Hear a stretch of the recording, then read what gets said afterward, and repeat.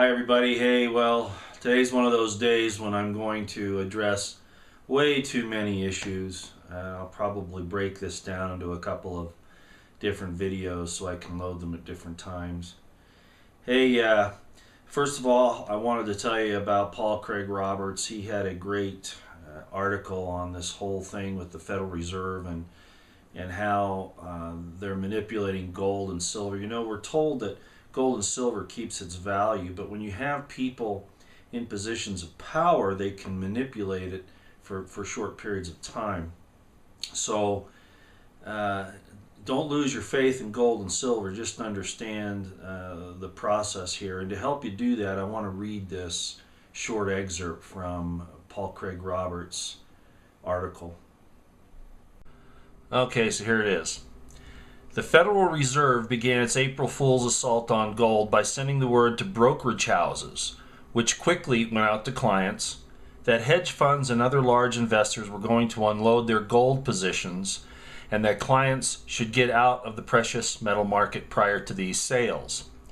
As this inside information was the government's own strategy, individuals cannot be prosecuted for acting on it.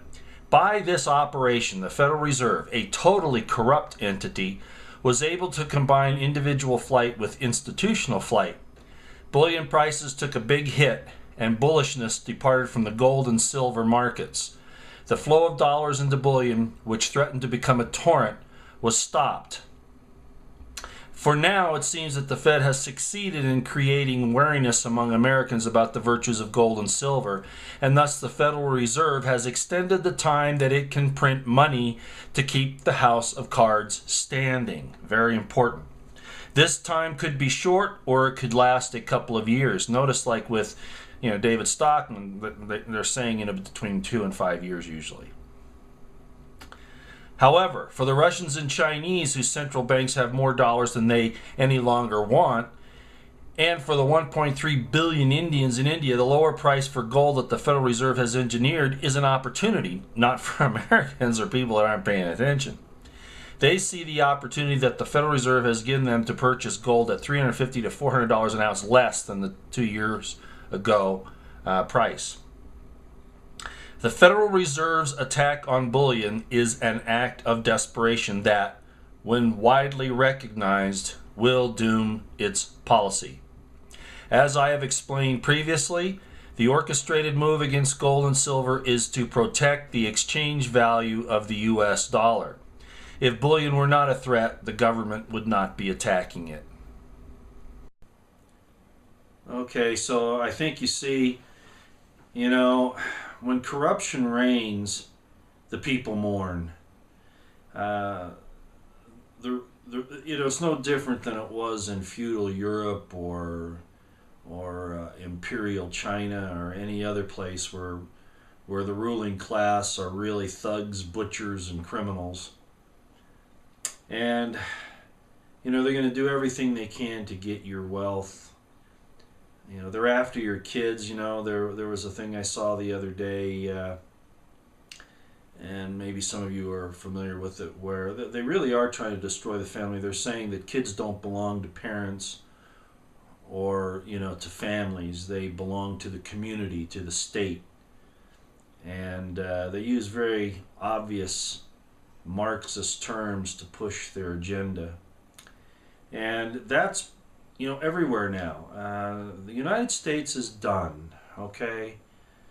It's like I said, if there's any hope for righteousness in the future, the people of decency and righteousness, who are trying to do the right thing, do things the right way, right use of something, they got to pull away. So I don't know how that's going to come out, but I don't see any other way around it. The United States has adopted policies, both domestic and foreign, that are contrary, that are at odds with righteousness. And the people back it up, at least the ones that are voting. I know a lot of us have dropped out of that process because we know it's worthless. But, here I go back on that topic again about how bad the country is. No, I don't see it being saved at all. As a matter of fact, quite the opposite. I think it deserves to be destroyed. So those of us who don't want to partake of those sins need to do the best we can to get away, to get out of it. And like I say, it'll probably end up breaking down into smaller units, and maybe a couple of those will be worth hanging out in. I don't know. To get there, though, is going to be horrible. There'll probably be some things that I don't even want to think about right now. But those of you who have tried to stay informed know how horrible this thing can actually turn out. So I really don't want to talk about that today. I do want to talk about something else that's up, though. You know, the Southern Baptist Convention, along with a lot of other churches, I guess there's a convention, a big convention going on somewhere back east, and I'm sorry I don't have the particulars on that, but churches are calling for the abolition of the Second Amendment. You know, I get amazed at, and I'm sorry, it's like I said, I don't follow traditional Christianity because it's, and I'm sorry if I'm offending anyone, but it's just a fact of history. You know, just like the Roman Empire controlled the Council of Yavna to invent rabbinic Judaism that they could get along with in the empire, you know, the empire okayed it. The same thing happened to Christianity.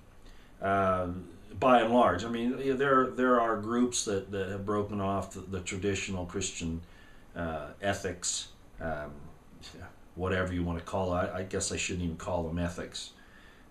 Not that they're bad, but the point is that, you know, what we have today is a Romanized version of the Zealot movement, and we've called it Christianity. And I don't know if any of you understand that, but the Messianic movement was a Zealot movement to throw off the Katim, or the foreign rulers, Rome at the time, and to reinstitute the legitimate throne of David.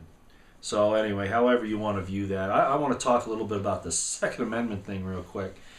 And I'm going to quote a couple of scriptures because I hear where these Christians are coming from and how they're trying to justify it. You know, Romans 13, give unto Caesar's that which is Caesar's, and their reasoning with it is totally corrupt, okay? Because they take that one scripture and they try to apply it to anything that the government says that's right, and they disregard everything else in the scriptures about standing up against corruption, be it at government level or the individual level, but particularly at the government level. What about the three guys that were thrown into the fire under King Nebuchadnezzar, or Daniel, you know, or any number of other things that you can read in the Old Testament and the New, you know, the martyrs and all that. And they're made to sound like they're these pacifists, and they weren't. You know, when Jesus was caught in the Garden of Gethsemane, you know, Peter took out a sword, and rightly, you know, Jesus said, hey, don't do that. You know, there's more of them than there are of us. They're going to kill you. That's really what he meant. Those who live by the sword will die by the sword. It was a specific thing there. And we've changed it into this whole other idea, this whole other paradigm. But Jesus didn't tell him to throw away his sword. He said, put it away. So that's what he did. He didn't take it. He didn't give it back to the Romans.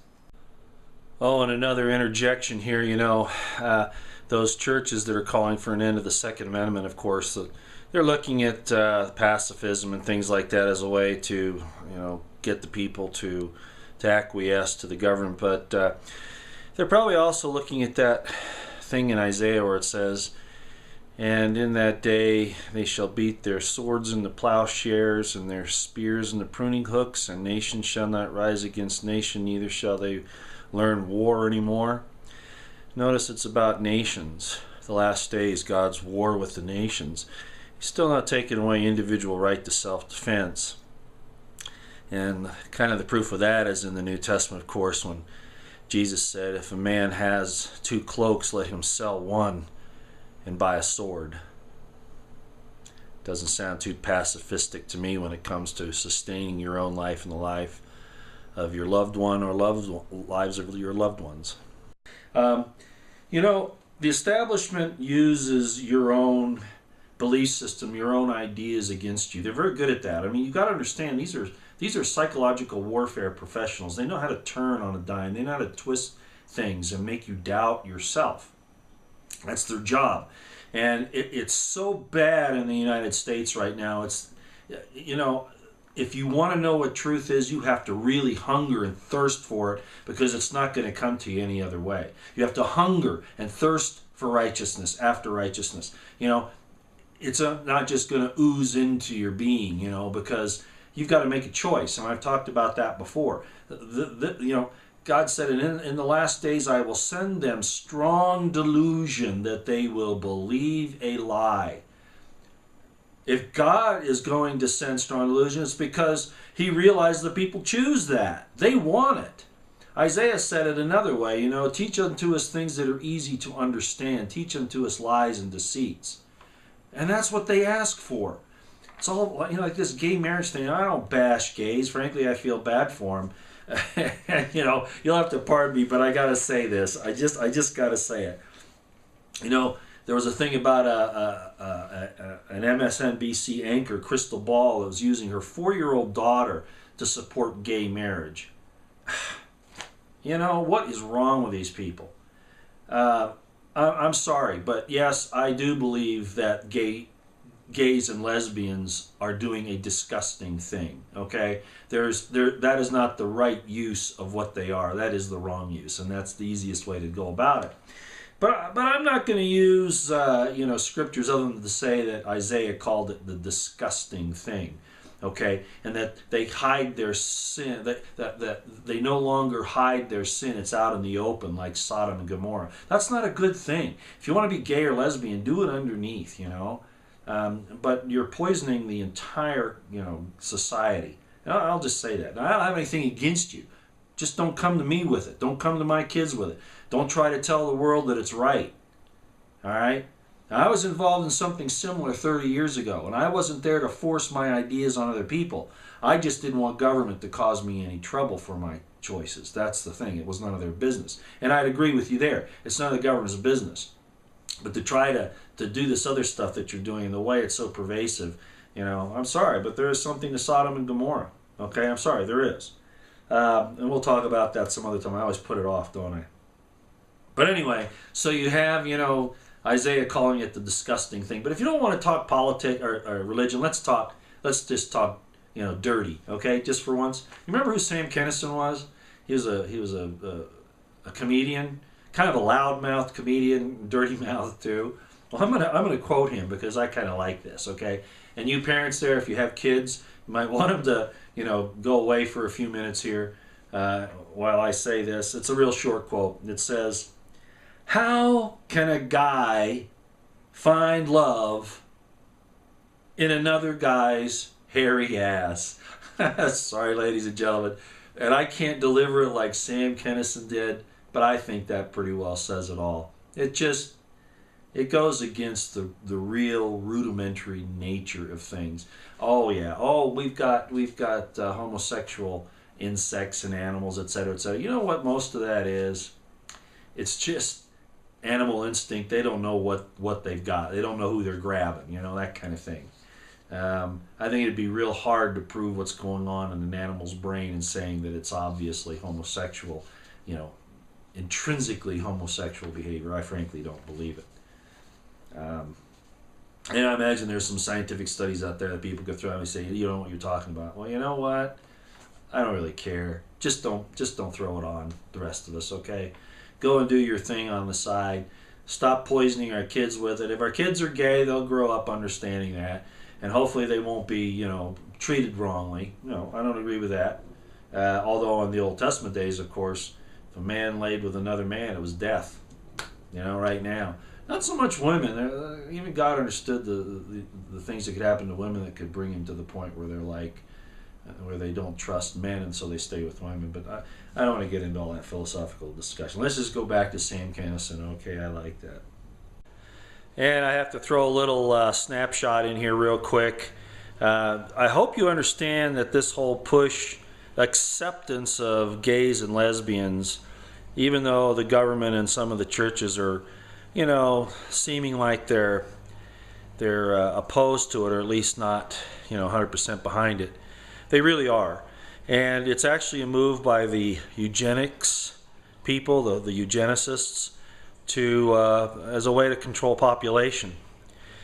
And it's just one of their methods. not just depopulating us by a soft kill and hard kill like wars and things and then poisons the water and food, but to degenerate our natural sexuality so that we don't produce. So that's the reason why it's become so trendy, and you'll see it continue that way. I frankly don't know what the end result was of the Supreme Court deal this last couple of weeks on this gay marriage thing. Maybe they haven't rendered their decision yet. But it really doesn't matter what they say. The fact is that the entire society now, as with that MSNBC anchor, is pushing it, to the point where, if you're not gay or lesbian, the idea is there's something wrong with you. So I just need to throw that in. This is a part of the eugenicists' takeover of the world and the depopulation and destruction of humanity. And yes, I do believe that. No, better than that, I know that that's the case. They've even said so in their documents. All right. You probably know that it was leaked that James Holmes, the shooter in Aurora, was in fact on antidepressant drugs. They wanted to suppress that information, and of course now it's out thanks to several people who are true investigative reporters and are now suffering for it. The fact of the matter is that they don't want to talk about that because and most of you already know that the drug industry, the pharmaceutical industry, is corrupt. It's bought off all of our politicians, the AMA, doctors, everybody, and they've made natural substances illegal, and their synthetic substances legal, but you have to have prescriptions for it by and large, and that's so that they can control the price in the market and all of that. Why do I say that? Well, because it's real interesting to me that they say, well, guns caused the massacres and the deaths that we've had in this country, the murders and the mass shootings and things like that. And they never bring up the drugs. Well, apples and apples, oranges to oranges. If you're going to say that guns cause death, then you could also say that drugs cause death, but they never talk about that. There's been a small discussion on people that are brave enough to bring it up, but then of course they get slapped down by the lobbyists and the government. Can you see how corrupt our system is from top to bottom? It doesn't deserve to stay in existence. The children growing up in this society don't have a chance. Not an ice cube's chance in hell. I'll just go back to what I said about Judge Learned Hand a long time ago. I read a quote from him where he talked about the Constitution having to be in the hearts of men and women, and if it's not there, no court can help you keep it. And that's very true. The new understanding of today, this the way that we're handling things almost on every issue is not a new understanding, ladies and gentlemen. It's a reinstitution of the old degeneracy, the old sinful systems that we tried to get away from with Jesus Christ, the Magna Carta, the Declaration of Independence, all of that. It's a seed of destruction. And it's no longer just a seed in our culture, in our society here in the United States anymore. It is a full-blown forest. Okay. Fox News is reporting of an incident, and it's extant in military and police circles that Christianity is a terrorist group. I would say that Christianity in the form of pure Christianity, whatever that is, and what do I mean by that? I mean non-state sponsored Christianity. What I said a few minutes ago about Rome, and it's the same thing here in this country. There's some states, South Carolina, I think, it's trying to make Christianity the state religion. That's what I mean. We've totally lost our understanding of the Constitution, and we don't care about it anymore or the beauty of it. Not that they would probably force Christianity on anybody, but the state-sponsored form of Christianity denies the meat. Okay? It's not even giving good milk, but it's certainly denying the meat of the gospel and of the scriptures. To call Christians terrorists, they're not going to talk about the ones that are meeting in that convention, like the Southern Baptist Convention, calling for an end to the Second Amendment. They're going to talk about true Christians who understand, that self-defense is an inherent right to life, anybody's life. People who object to, collectivism. Now, the New Testament talks about, where the community holds all things in common. Okay, but that's not forced on everyone.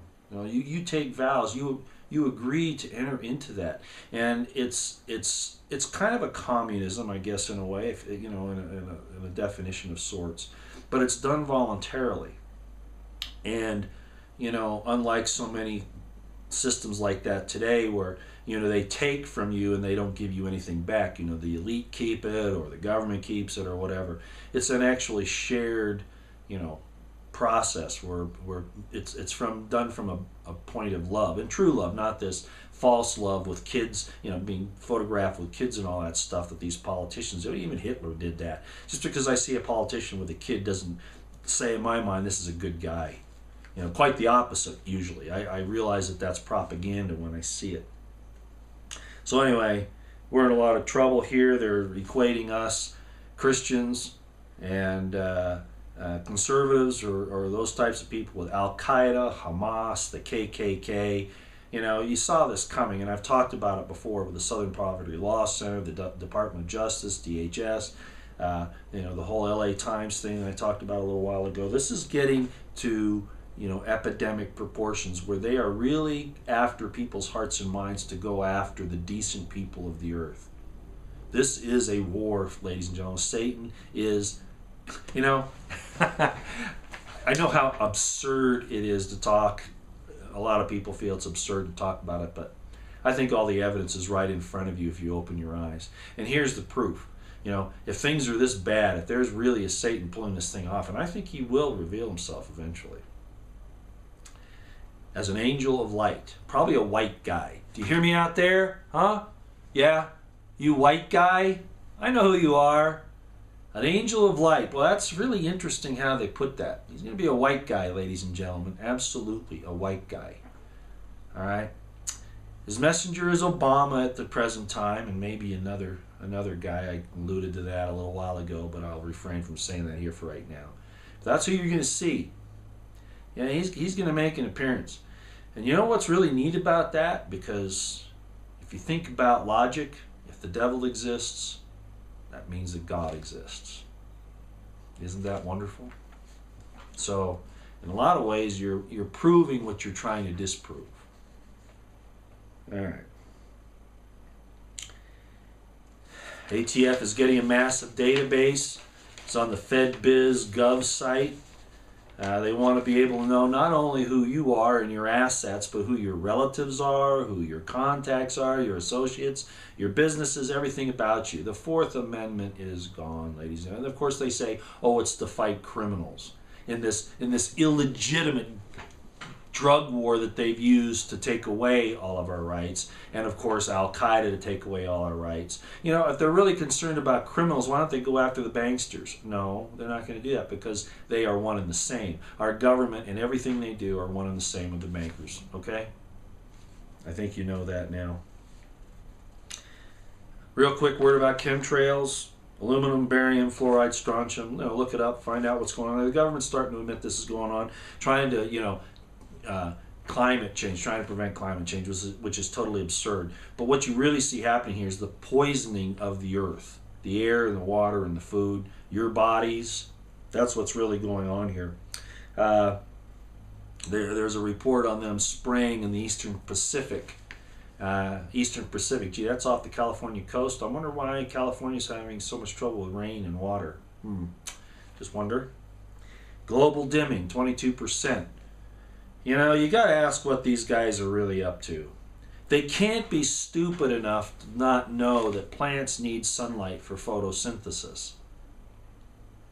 Do you see that this is an absolute war on mankind, on life on Earth? 22% dimming we've had in the last, I don't know how long that was, 20, 30 years. because of these sprays. Wow.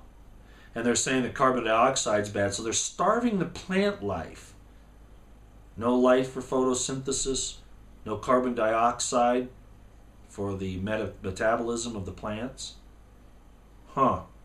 Which then directly affects us, not to mention the poisons, the barium, the strontium, the aluminum, all of that. I'll tell you what, I heard a guy talking about aquaponics. You know, you probably shouldn't even grow food outside anymore. You should use an aquaponics procedure. Maybe he's right. Maybe we should do that. Okay, well, I've spent more time here than I really wanted to today. I'll get back on some things with you again a little bit later. Just be aware, ladies and gentlemen. I think it really is true. I think we need to leave as best we can this corrupt, degenerate society that is called the United States of America. It'll probably be taken down for us, but you know, I honestly don't know where the safe havens are, you know, for that. You know, there's a scripture and it says, when you see the abomination and desolation, stand ye in the holy place. And we have this idea of holy, and I've talked about this in some of my earlier videos about the Bible and things. We think of holy as a you know, kind of like, you know, the righteousness idea, and there is something of a meaning to that. But the real meaning of the term means separation. All right, it means separation. So separate yourself. Plan your escape. Hopefully God will show us a place to go here one of these days and give us the power to withstand the onslaught of this